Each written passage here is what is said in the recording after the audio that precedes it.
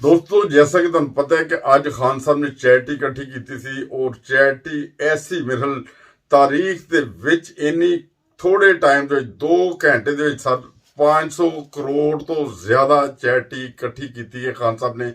इस तो पहले कि खान साहब ने चैरिटी इकट्ठी नहीं सी की, किसी दोस्त ने कल एक नज़म भेजी सी, वो नज़म पढ़ के सुनाना। वो खान साहब ने भी रगड़ाने दिता है तो बाकी हुक्मराना भी। तो वो नज़म कुछ ऐसा है, किथे ने इमरान वगैरह, किथे ने इमरान वगैरह, डुब के जे इंसान वगैरह, डुब के जे इंसान वगैरह, जरदारा दे शहर भी आए, जरदारा दे शहर भी आए, पानी दे तूफान वगैरह, जरदारा दे शहर भी आए, पानी दे तूफान वगैरह।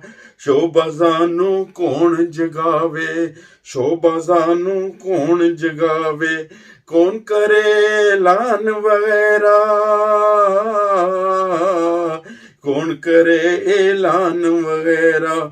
ना लभ्या परवेज इलाही, नाम लभ्या परवेज इलाही,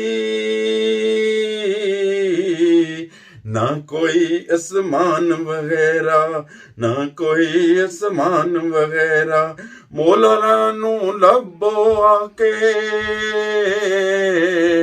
मौलाना नू लभो आके, छड़न कोई फरमान वगैरह, छड़न कोई फरमान वगैरह।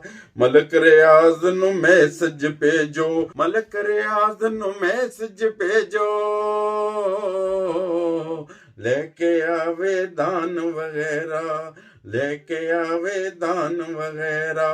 शाह महमूद ते पीर गिलानी, शाह महमूद ते पीर गिलानी, गिने गलियान वगैरह, टुर गिने गलियान वगैरह। डीएमए सुती रहेगी, कौन बचांदा जान वगैरह, कौन बचांदा जान वगैरह। मौत कलहेंदी खो लेंदी ए, होंठा तो मुस्कान वगैरह, होंठा तो मुस्कान वगैरह। कौन संभाले मजबूरां नू, कौन संभाले मजबूरां नू, कौन करे एहसान वगैरह। होर ना उंगल चुक हकीमा,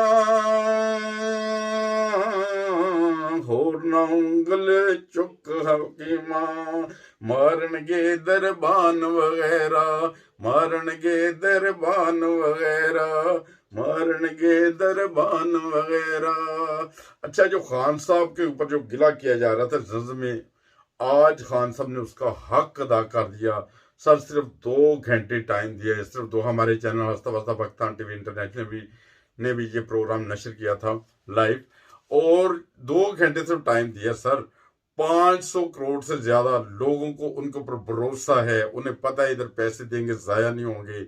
और दूसरी तरफ ये सूरत हाल है सर, एक छोटे छोटे थैले हैं, थैलों के ऊपर हमारे जो कौमी लीडर हैं, जो कौमी अभी चोर के नाम से मशहूर हैं, उनके सब ऊपर वो लिफाफों के ऊपर वो बकायदा तस्वीरें लगी हुई हैं। और ऐसे ऐसे वाकयात सुनने में आए हैं कि मरियम नवाज साहिबा आज उधर गई हैं, वो उनको उनके पास कोई हुकूमती जिम्मेदारी भी नहीं है, मेरा कोई किसी किस्म की कोई जिम्मेदारी नहीं है, बल्कि वो जमानत पे रहा है। वो 60 से ज्यादा गाड़ियां थी सर उसके काफिले के साथ, और वही मरियम नवाज साहिबा एतराज भी कर रही होती थी जब जो इमरान खान साहब हेलीकॉप्टर यूज कर लिया था उन्होंने, और उसके ऊपर बड़ी तनकीद होती थी, सोशल मीडिया में भी तनकीद होती थी। आज सोशल मीडिया भी खामोश है, सारे खामोश हैं, मगर मरियम का काफिला जो है ना, उसकी तकरीबन 65 गाड़ियां थी जो काफिले में जा रही थी। सर ये सूरत हाल है।